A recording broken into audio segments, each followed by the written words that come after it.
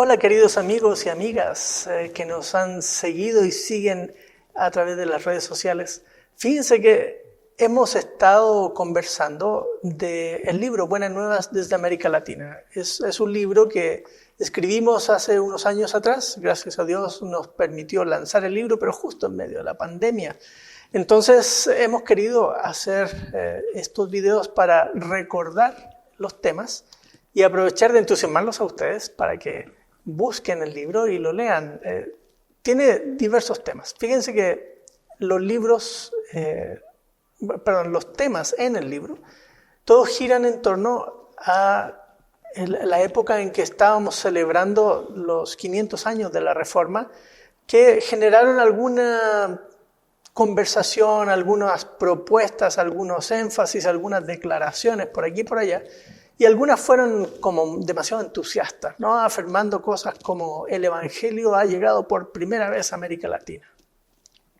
Y nosotros lo que quisimos hacer en el libro fue dar una respuesta a eso. Pensábamos que no, que el Evangelio tenía rato de haber llegado, pero el tema es que el Evangelio, como algunos grupos lo estaban definiendo, era muy reducido, era muy limitado.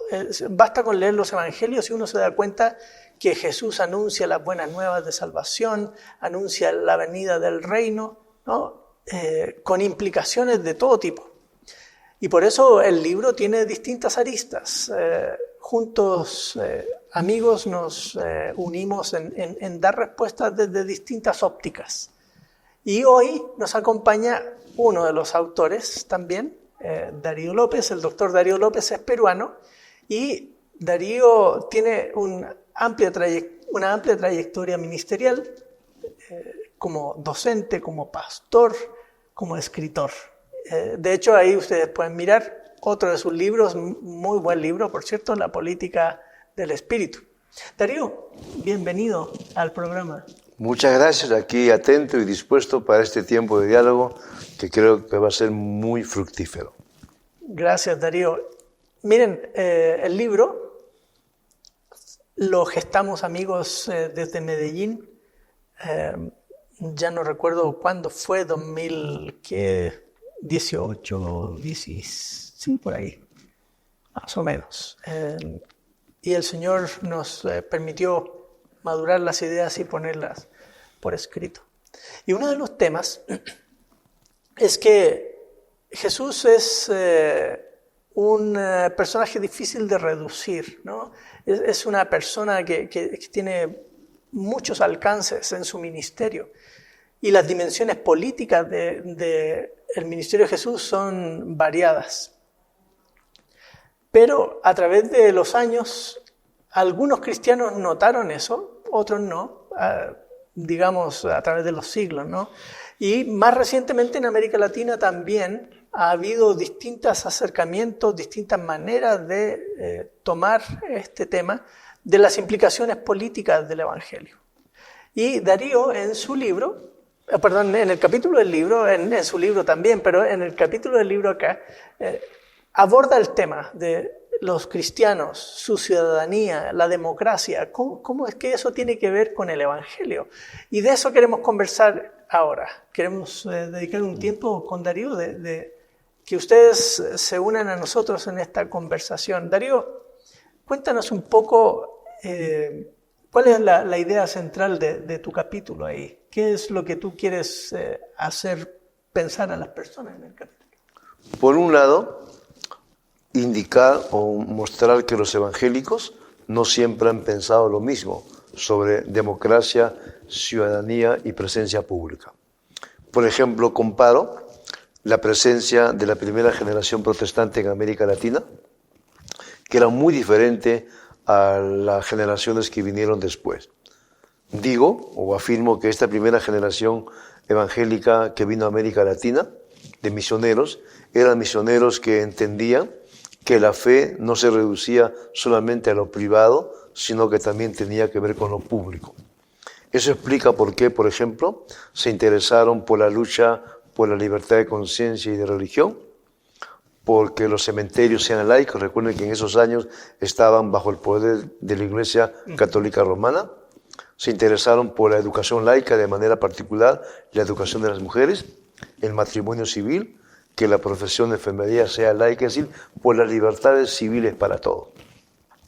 Pero cuando vino una segunda generación protestante de América Latina, ya no estaba tan interesada en la democracia, sino estaba interesada en la plantación de iglesias y en el crecimiento numérico. Entonces, paulatinamente fueron dejando de lado la conciencia social y se dedicaron solamente a establecer o a formar iglesias en diferentes lugares. Cuando uno contrasta ambas generaciones, lo que se da cuenta rápidamente es qué se perdió, qué se ganó. Yo creo que se perdió el hecho de que los evangélicos tuviesen una incidencia de tal forma que lo evangélico también tuviera que ver con una presencia visible, notoria en la sociedad. Y no solamente formando parte de partidos políticos, sino ejerciendo de manera responsable su ciudadanía. Cuando uno, por ejemplo, examina América Latina, uno se piensa, ¿cuál fue el aporte de los colegios metodistas y de los colegios presbiterianos para la democratización de la educación? Y también para educar a una élite que de manera distinta iba a contribuir a tener democracias más abiertas, más plurales, más respetuosas. ¿O cuál fue el papel de los hospitales evangélicos para servir no solamente a la gente con dinero, sino a la gente del pueblo? A mí me pareció importante siempre ese contraste. Tiene que ver mucho con la comprensión teológica, pero también con la espiritualidad que acompañó a las distintas generaciones evangélicas que vinieron a América Latina. El tema se hizo mucho más importante en el sentido de que desde el 80 en adelante se iba observando en toda América Latina una preocupación mayor de un sector de evangélicos por participar activamente en la vida pública del país, en tanto su libertad de conciencia y su libre ejercicio de la ciudadanía. Claro. Me hiciste recordar varias cosas interesantes. Don Pablo Cibulca, rector emérito del seminario, hemos tenido lindas conversaciones con él. Él me ha contado anécdotas e historias de él, pero no tanto él, sino de su abuelo. Su abuelo llegó a principios del siglo XX como traductor bíblico y otras cosas, pionero presbiteriano. Y una de esas cosas tenía que ver con la educación, la traducción de la Biblia a las lenguas locales. Él hizo una imprenta. O sea, había muchas cosas. Participó también en el colegio La Patria, allá en Quetzaltenango. Vean el nombre, La Patria, un colegio cristiano que buscaba, como mencionaste tú, ¿no? Educar a niños y niñas de escasos recursos y otros también con buenos recursos, pero que permitió ese desarrollo. Claro, después, sobre todo los misioneros que vinieron después de la Segunda Guerra Mundial, aquí en nuestras tierras traían otra agenda, otros enfoques, y cabal, lo que tú estabas mencionando, ¿no? Y en los 80s aquí tenemos la primera oleada de evangélicos en el poder. Recuerdo que el general Efraín Ríos Montt fue el presidente por poquitos años en medio de un golpe militar, así, medio complejo el tema. Algunos hablan maravillas de él y otros no. Se inició un proceso judicial en su contra y él partió con el Señor antes que se diera la sentencia. Luego en los 90s, cuando yo vine aquí al CETECA, otro evangélico, Serrano Elías, de nuevo llega al poder. Y, por cierto, tanto Ríos Montt como Serrano Elías eran pentecostales, ¿no? Y ellos, pues Serrano Elías tristemente terminó mal porque hizo un autogolpe. Tuvo que huir a Panamá, allá está todavía. Pero muestra dos olas, ¿no? La ola de los 80, la ola de los 90 de cristianos queriendo meterse a política.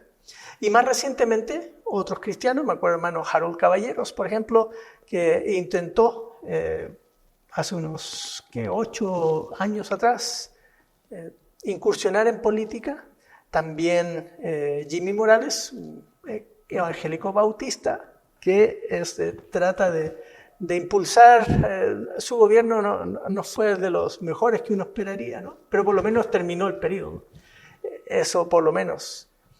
Pero muestra que la irrupción en la arena pública de los evangélicos ha ido cambiando a lo largo de los años. ¿Qué has visto tú en ese asunto? Primero, una precisión, ¿no?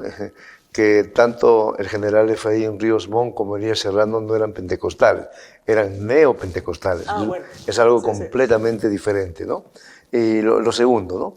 Creo que hay varias lecciones que uno aprende de todo este proceso de irrupción política de los evangélicos en América Latina. Por ejemplo, no todos los evangélicos tienen una misma opción político-partidaria y electoral. Hay una diversidad, ¿no? Lo otro es que no todos los evangélicos tienen una misma opinión sobre la democracia. Y además, no todos los evangélicos sueñan con un mismo país. Entonces, cuando uno examina, por ejemplo, los evangélicos, para comenzar, no saben qué país quisieran construir.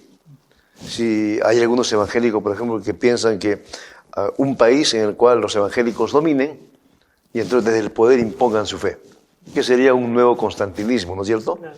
Pero hay evangélicos que piensan que uno es parte de un país y que tiene que contribuir al bien común y tiene que buscar el bien de todos, no solamente de su sector religioso. Hay evangélicos, por ejemplo, que piensan que la única manera de hacer presencia pública no es llegar a los espacios de poder como la presidencia o el Congreso, sino que uno también puede hacer de manera responsable ejercicio ciudadano en los movimientos sociales. Y que ahí también se construye democracia. A partir de ahí uno puede leudar la sociedad. ¿Sí? Hay distintas maneras como se entienden, ¿no? El gran problema, yo creo, de un sector de los evangélicos es que piensan que el crecimiento numérico debe estar acompañado de capturar el poder. La pregunta es, ¿para qué? Es que quieren eso, ¿no? Si es para el bien común, no hay problema. Pero si es para favorecerse, ya, por ejemplo, hay evangélicos que piensan, bueno, entonces lleguemos al poder para que nuestros pastores también tengan pasaporte diplomático y para que sean tratados al mismo nivel que se trata a los obispos católicos. Es decir, uno no puede hacer uso de los fondos públicos para favorecerse a uno mismo. O sea, todo va a depender de la manera como el evangélico entienda el ejercicio del poder, la presencia pública y a través de qué vías y de qué medios quiere hacerlo también, ¿no?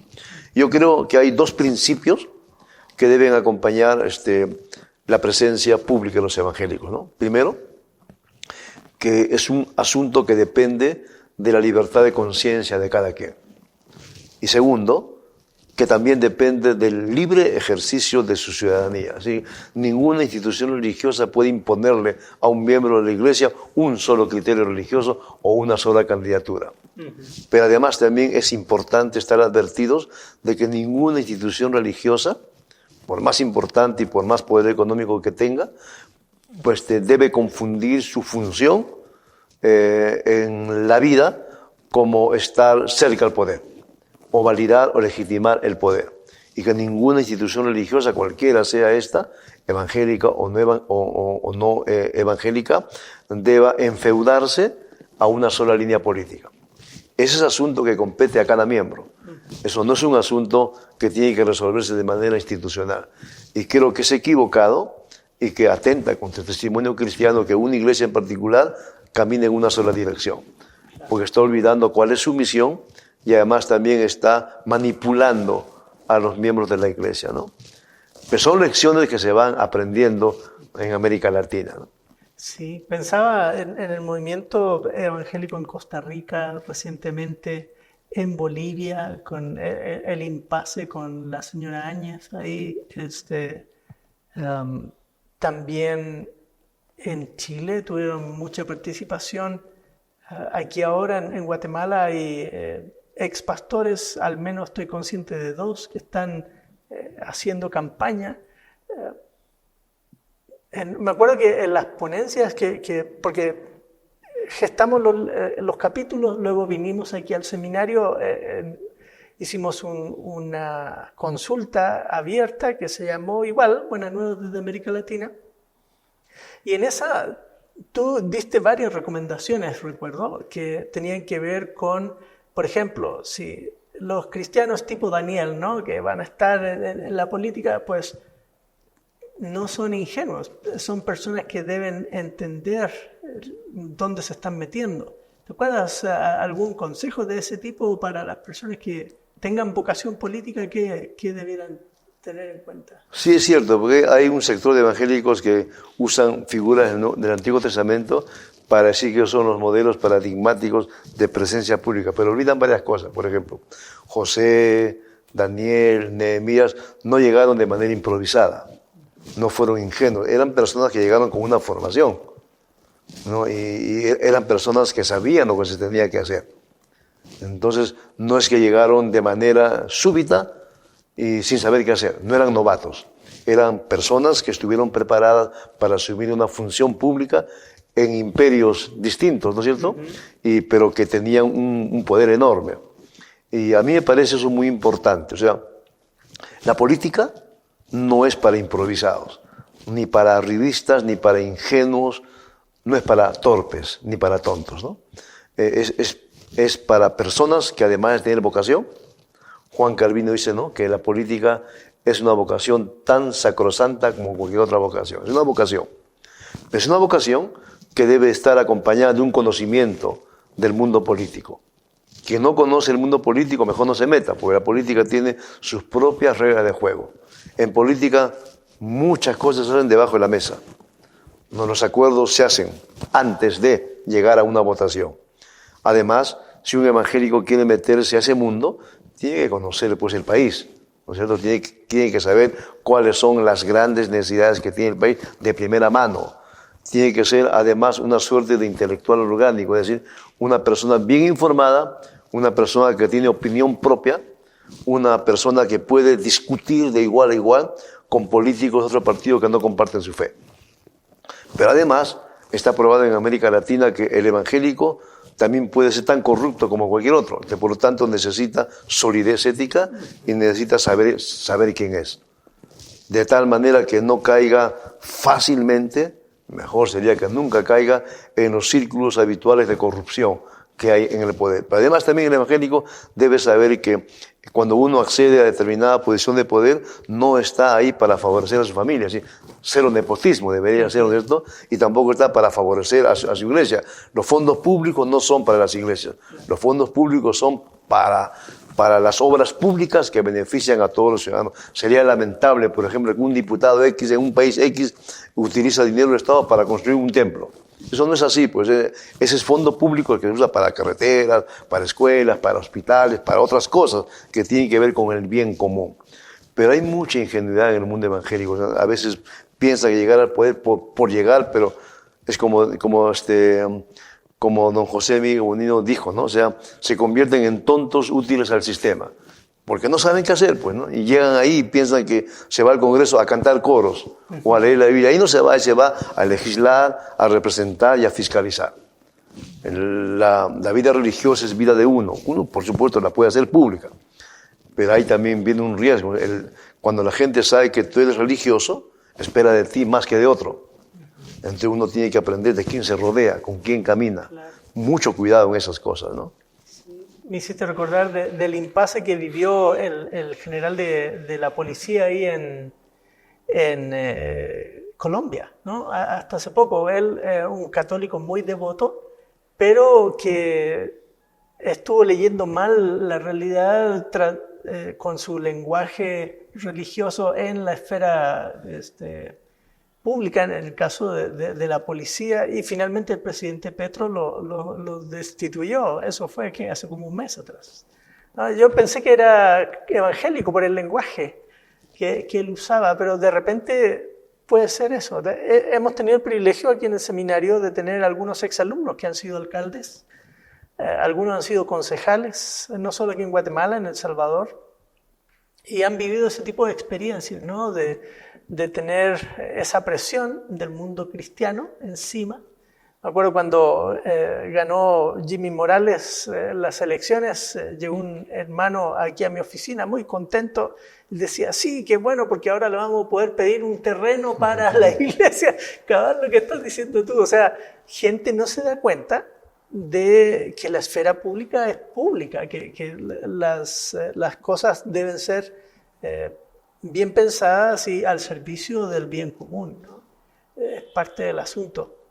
Otra cosa que recuerdo también que tú mencionaste esa vez, que tenía que ver con la cuestión de la democracia, que sobre todo por nosotros aquí en Guatemala, que el mundo evangélico es tan amplio, tan alto el porcentaje evangélico en el país, que de repente uno piensa que al llegar a la presidencia, como mencionaste hace un rato, ahora todo el país va a ser evangélico por decreto y todas las personas van a tener que tener su Biblia y qué sé yo, no sé qué imagen algunas personas tendrán de eso, pero la democracia implica pluralidad de pensamientos y diálogo. ¿Qué cosas piensas tú en torno a eso? Porque algo mencionas también en el libro del tema. Sí, hay tres buenas prácticas que los evangélicos haríamos muy bien en comprender. Diálogo, no monólogo. Tolerancia, no intolerancia. Respeto y no irrespeto. Porque democracia es libertad de expresión, democracia es pluralidad de opciones, democracia es respeto hacia la diversidad que existe en el país. Entonces, eso exige pues dialogar con el que piensa distinto a ti, pero hacerlo con respeto, ¿no? Sabiendo que él puede aprender de ti o ella puede aprender de ti y tú también puedes aprender de él o de ella. Y aprender a convivir sanamente, pacíficamente, ¿no? A mí me parece eso muy importante. Yo creo que el peligro del evangélico promedio es que no sabe vivir en democracia. Piensa que la fe se impone a como dé lugar. Cada uno puede pensar que es un buen evangélico, tiene buena intención, pero en esa buena intención desfigura la identidad evangélica y la distorsiona de tal manera que la gente va a pensar que el evangélico es fanático, trasnochado, termocéfalo, una persona que no piensa, una persona que no dialoga, que no conversa, que piensa que tiene la razón y como tiene la razón, entonces él o ella es la que va a hacer las cosas bien. O sea, esa idea de ungido para gobernar, esa idea de que solamente el evangélico es limpio, eso no es así, ¿no? Hay gente que no es evangélica, que es íntegra. Hay evangélicos que son corruptos, entonces es la condición humana, ¿no? Que está ahí, uno tiene que ser muy consciente de eso, ¿no? Claro. Sí, y como notan ustedes, amigos, amigas, este tema da para mucho. Quisiera terminar con las palabras de Pablo en los Filipenses, ¿no? Él les dice, miren, comportaos con el parámetro de la vocación con la que fuiste llamado, ¿no? Y ese comportaos tiene que ver con la conducta civil de los creyentes en la esfera de la ciudadanía. Esa es la palabra griega detrás de comportaos. Así que los creyentes somos no un grupo de personas que una vez que creemos en Jesús nos separamos de nuestra sociedad. Vivimos en ella, como dice el Señor Jesucristo en Juan 17, ¿no? No los quites del mundo, ¿sí? Guárdalos del maligno. Y esa es nuestra función. Creyentes somos llamados a hacer sal y luz en nuestra realidad, en donde estamos. En pequeñas esferas, en nuestra comunidad, en la junta de vecinos, en la escuela con los hijos, en el barrio. En muchas esferas podemos hacer presencia pública, siempre con los estándares del reino de Dios, que nos permite dialogar con otros que piensan diferente, crecer en el Evangelio dando testimonio a las personas de cómo es un creyente que tiene profundas convicciones cristianas, pero al mismo tiempo es parte del mundo en el que vive. Bueno, gracias Darío por tu tiempo. Amigos, espero que queden entusiasmados de leer el capítulo del libro de Darío.